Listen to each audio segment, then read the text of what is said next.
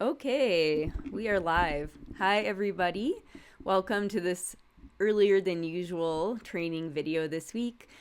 We have special guests today talking about separation anxiety, and I know quite a few of you have dogs who struggle a little bit when being left alone. And so we have Jackie and Jess here to tell us a little bit about what you should do if you have a dog suffering from separation anxiety. All right. Hi, everyone. I'm Jackie. This is Jess. We are Hi. Your Canis Major. We're here to talk to you a little bit about separation anxiety, get your questions. We decided to just do like the top three things that we would recommend that you do if you have a dog that you suspect has separation anxiety. Um, and again, pop any questions that you have in the chat. We are here to help support you all in this very grueling journey. We know that it's difficult, and we're here to let you know that there is hope and you're in the right place. So, I'm going to start with number one. And this was really difficult for us to break down into three things, like the top three things that you should do. And I suggested to Jess, I was like, let's write our own separately and then let's look at them together. I bet they'll be exactly the same. And they were totally different. So we merged and we're, of course, thinking about our audience. And we're going into this just assuming that you know nothing. We hope that you're aware of some of these things just from being in Kelly's amazing group and all the wonderful resources that she provides. But our number one thing is to reduce and manage stress. And so, in Home Alone and outside of Home Alone, and this is something you might be really familiar with if you've been paying attention to Kelly's resources, that the number one thing that we need to do to help dogs cope and learn that things are safe that freak them out is to reduce that stress for them. So changing the environment will help to mitigate those things. And so we also broke this into like sub. So we have like 1A because just saying reduce and manage stress is it's a little bit vague. You really need to have an understanding of your dog's body language and understanding how they look, what their behavior looks like when they are experiencing that distress that they can't cope with. So we might call that over threshold, right? It might be something that you guys are familiar with. So really to reduce that stress and manage that stress, being really good at speaking dog and speaking your dog's language is going to help you to do that. And you might be surprised that we also ask that you and recommend that you do that outside of absences as well. So not just discontinuing those over threshold absences, but also what other areas in your dog's life are they experiencing this distress that they cannot tolerate or cope with, and how might we be able to change things up, reduce that stress by managing and controlling the environment, because that's the one thing we have control over. That's our first tip. And then Jess is going to do number two.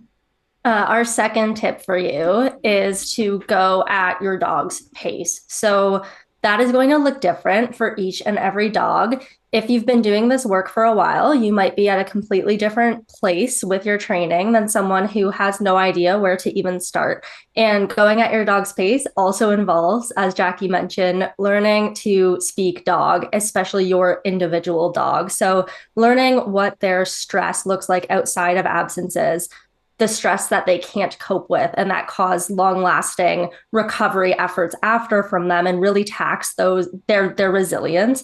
Knowing what that looks like and looking at your dog in alone time and trying to not have them reach that point, but really gearing your training sessions to keep them comfortable or employing coping skills throughout their session.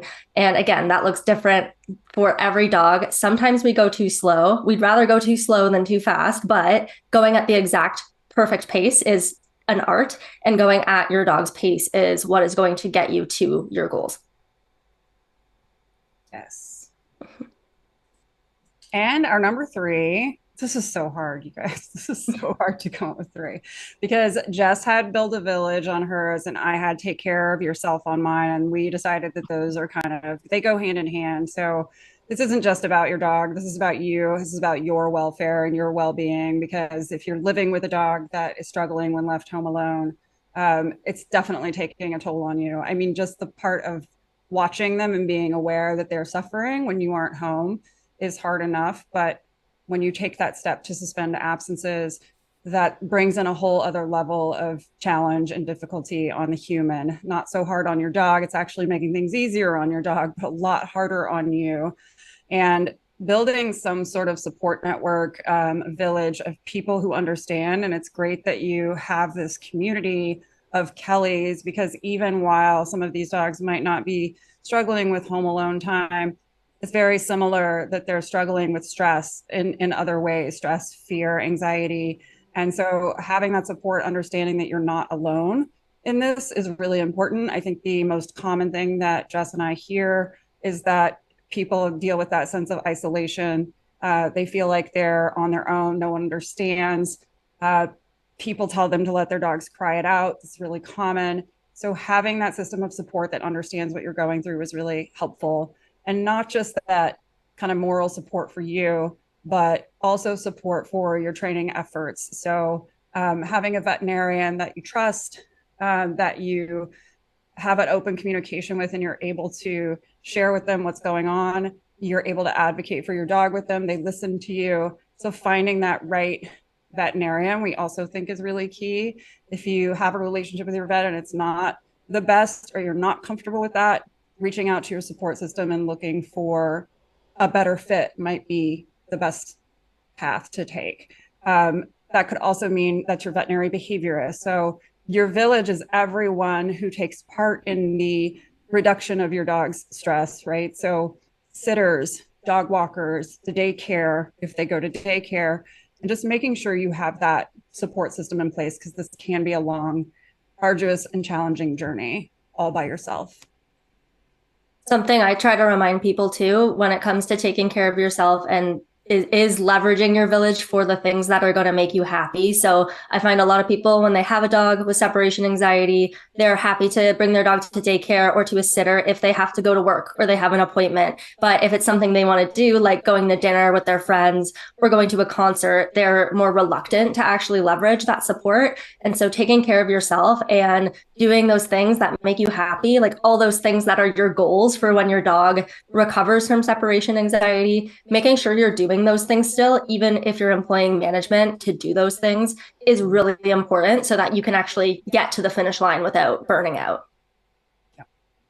We know this can be really exhausting, living with the dog with any sort of behavior challenges, but especially fear or anxiety. It feels like you're really powerless. And if we could do a number 4, we want you to know that there's hope, that there's absolutely a way through this. And of course, like it's not quick, it's not easy, but it is possible. And that's all we have. Thank you. Can you hear me still? Yeah. Okay, perfect. Okay, so one thing that I know that might be important for people in the group to be aware of is how might they be able to tell if their dog might be struggling with separation anxiety if they don't, like some of us who are a little more like helicopter moms, don't have cameras on their dogs all the time. So what might be some clues that their dog is struggling? Jess? Yeah, my clue for me when I didn't have a camera on my dog and didn't know she had separation anxiety was a nice collection of notes on my condo door letting me know that my dog had been barking all day. So if your neighbors let you know that your dog is particularly vocal when you're out, you might want to get a camera. Just because you get a note on your door doesn't mean your dog has separation anxiety. So looking again at their body language, understanding why they're being vocal, like are they at the window all day and there's tons of activity outside on the sidewalk, and you can clearly see they are being vocal because they see their dog friends outside and they do that behavior when when you're home too. That might not be separation related behavior, but that was my tip off for sure. Getting a camera if you don't have one, or even recording your dog, like leaving a phone or a laptop Zoom meeting up and open if you want to see what your dog is doing home alone. Looking for evidence of things like scratch marks on the inside of a crate, or if your dog has destroyed a bunch of toys. They normally don't destroy toys, or they've chewed inappropriate items that they don't normally chew when you're home with them. Soiling would be another one. So if your dog has accidents in the house when they're otherwise potty trained and they don't have accidents when you're home, that would be something we would look for as well. Jackie, anything to add to that? Yeah, and because she said helicopter mom, like if it ain't broke, don't fix it. As far as we don't want everyone to worry now that their dog might have separation anxiety, and if like if you're comfortable just checking it out, just out of curiosity, do you want to say that most dogs, in my experience, are not a bump on a log when they're left home alone. So if you happen to be like, okay, I'm going to do this, I want to just see what my dog's doing when they're home alone, and you see them maybe waiting for you, right? So they're more awake, they're not snoozing, they're maybe lifting their head, paying attention to sounds, they're sleeping by the door, or they're going to the door when they hear a sound. That is not what we mean when we're talking about separation anxiety. And we are caveat using that as an umbrella term for just separation related behaviors and challenges in general. But like for my own dog who doesn't have separation anxiety, he is like, what's happening? It's tolerable stress though. So we know that dogs were bred and meant to be social with us. We bred them to be with us. And so it's pretty natural for them to be not 100% comfortable when they're separated from us. So we don't want you to see something like they're more awake than usual and worry that your dog has separation anxiety. What we're looking for is like cyclical behavior that is increasing in frequency and intensity. So I get up, I go to the door, I whine. This is one example of a million of different dogs. And I'm unable to recover. So I'm unable to lie down and settle down. And that behavior starts to escalate in intensity, frequency, loudness. So your barking, whining will get louder, louder. Pacing, movement might get faster, but every single dog is different. And rarely, but might have one over here who hides under a table and shakes the whole time you're gone. And we might have one here who's trying to escape the door and leaving marks all over. I think most people know, like they know that something's going on, and maybe there's evidence of it, like Jess mentioned, around the house, but also, your dog's behavior as you come home. Like most dogs are pretty excited, but are you seeing like they're panting more, or they're like more amped than usual for your greeting when you return? That could be an indication. And I think really ruling out sound, because a lot of times we have sound and separation kind of doing an interplay. But again, like Jess said, we might have a dog who's barking because they heard a car door shut outside and not because you're gone. And so one key thing too is that you are aware this behavior is happening cyclically and increasing in frequency, duration, but it also stops when you come home. So that kind of can give you a clue to that you being gone is the thing that is activating that behavior. You coming home is the thing that's stopping that behavior. Okay. And we have a podcast episode. I'll actually send to you, Kelly, a link on how to do an absence assessment that goes into detail about that. Oh, that reminds me. So we are going to keep chatting for a few minutes, but these lovely ladies have a course coming up that enrollment is opening this week. And I may or may not click the right thing. That's it. Got it. Perfect. So the link is, I'll also put this after we're done. I'll put this under the recording, but it's yourcanismajor.com/the separation constellation. So those of you looking for something that you can do online and still have support, and it's going to be, more affordable than private training. This would be something to look into. And then I'm also going to put the link to a free resource they have here, which is same site, yourcanismajor.com/6mistakes freebie. So these will be, again, I'll put these links below the video, both on Facebook and YouTube. You touched on the potential interaction of sound, like sound sensitivity and separation anxiety, and a lot of the dogs in the Facebook group do suffer from sound sensitivity, and most of them have other sensitivities. They worried about a lot of things, and a lot of times I get the question, well, my dog has separation anxiety and also fear of, I don't know, leaving the house or whatever. What should I work on first? Or will one thing, make the other thing worse? What is your take on that when you have these multiple issues and people don't maybe feel like they have the bandwidth to tackle everything at once? Yeah, really tough. I feel like a lot of the dogs that we work with are behaviorally and medically complex in a lot of ways, and bandwidth for guardians is only as much as it can be, right? We can't solve everything at once or tackle everything at once. So one, getting a sense of what your goals are with your dog in general, like what sharing your life with your dog looks like, and prioritizing those. So if the number one thing the number one pain point in your relationship with your dog is that you can't take them somewhere, or you can't have guests over, and maybe alone time is less of a pain point than that. I think guardian prioritization is really, really important. Another thing that I will always recommend clients do as well is check in with like other members of their team, because we only see one piece, which is the separation piece, of course. But if other members, like trainers that are working with the dog in person on reactivity, if they're seeing that's a huge stressor in that dog's life, and we need to reduce that stressor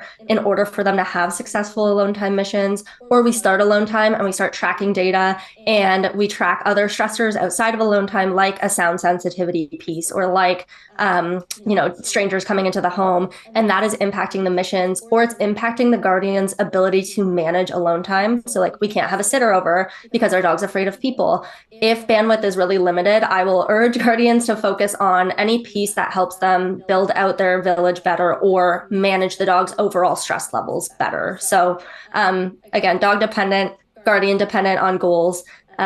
Hopefully that's somewhat helpful, getting people thinking of what to prioritize first. But typically I would say the priority is stress reduction all around. So whatever is going to give us the most relief in that area is what needs to be our number one priority. And hopefully that's also in line with guardian goals, and that we have the bandwidth to balance those things. Jackie, yeah, I love that Jess mentioned what's impacting your relationship with your dog the most, and I think that's a big one too. Just can be a lot of resentment that builds up in this process, especially dealing with multiple issues. And really, I mean, we know a lot of go-getters who are like, I'm going to do it all.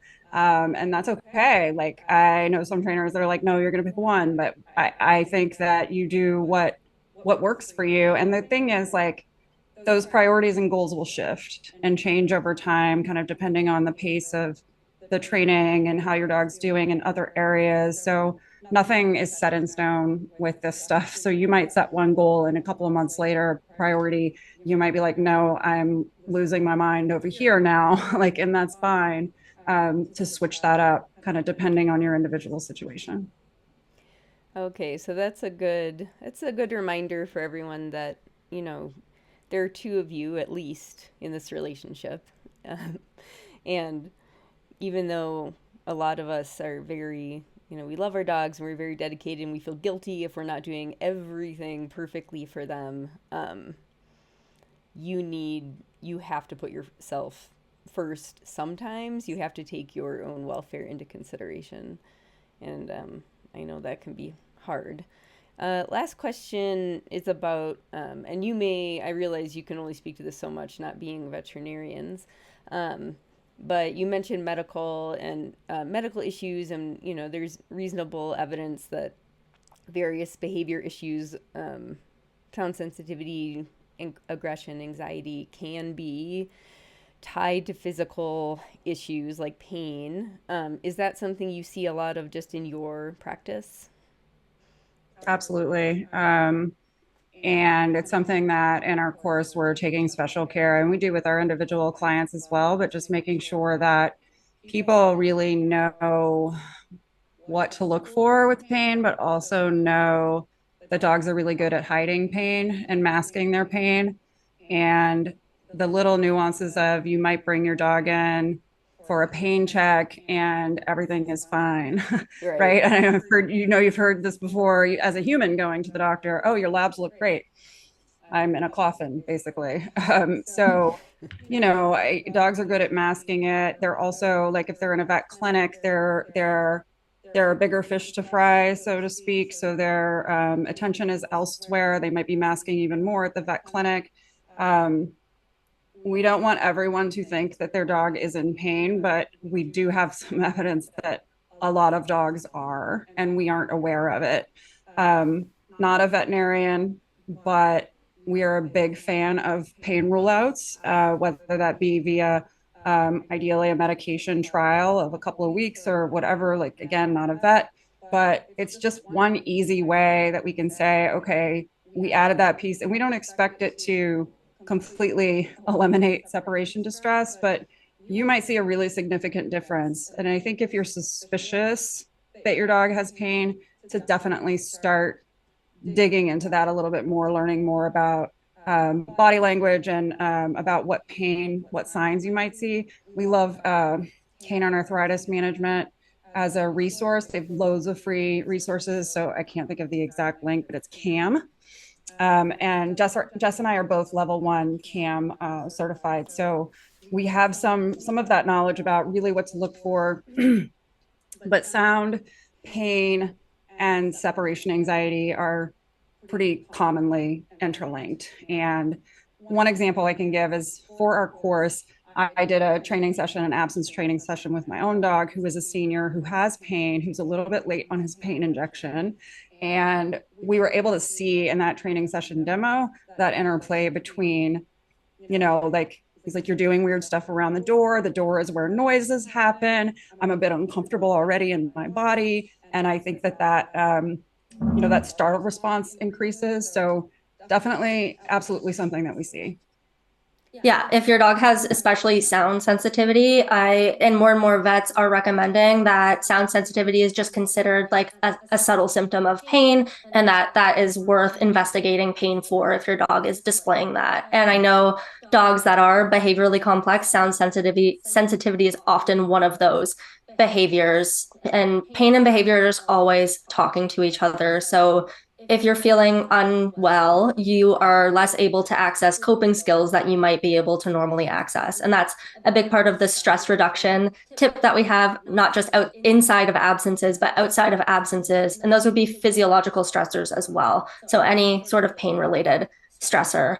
I have 8 one-to-one clients, and I think one of them doesn't have some form of underlying pain or discomfort right now. And I think it's also important to note that when we think of pain, we think musculoskeletal pain a lot of the time, but it can also be itchy skin, chronic ear infections, GI distress, other forms of pain that are not maybe arthritic pain can absolutely impact our dog's behavior. And we see that quite often. And no one wants to think their dog is in pain. And No. we experience that a lot, where it can be a really tricky kind of subject to bring up and broach. And like, I don't want to think my own dog is in pain. When I did that video and had to rewatch it, it's really hard when it's our own dog to be objective and to understand it's not your fault. If your dog is in pain, it's very common. And there's a lot you can do Yeah. to alleviate that pain. Well, thank you. That's a good thing for all of us to keep in mind. It's usually by the time, or so I'm told by my vets, a lot of times by the time you can tell there's pain, there's been pain for a while.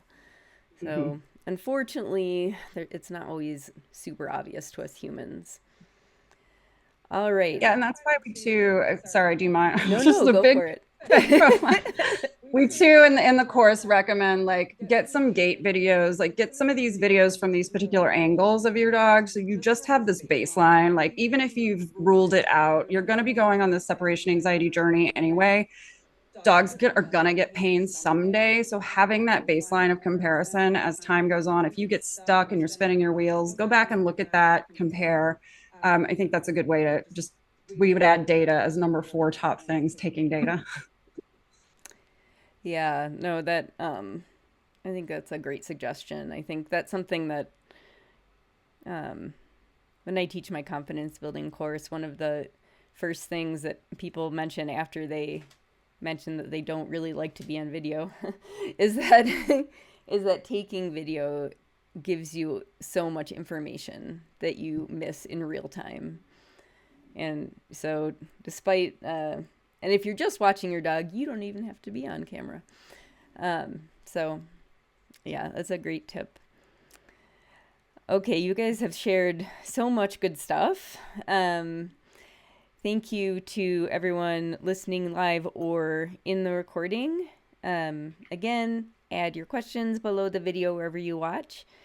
And we will be back in 2 weeks. I'm off next week. So in 2 weeks with another training video. And in the meantime, if your dog is suffering from some kind of separation related issues, you're probably both suffering if that's the case. Check out the freebie here that's on the top, the 6 mistakes freebie. And again, I'll put this link below the video. And check out the course. I think enrollment, you said, opens Friday, right? Yeah, for our October cohort. It's just an online community as well, which again, like most guardians feel pretty isolated, I think. Yes, absolutely. Well. Yeah, community is so important for those of us with dogs who affect our lifestyle greatly. So definitely take advantage of that. All right. Thank you so much, you two.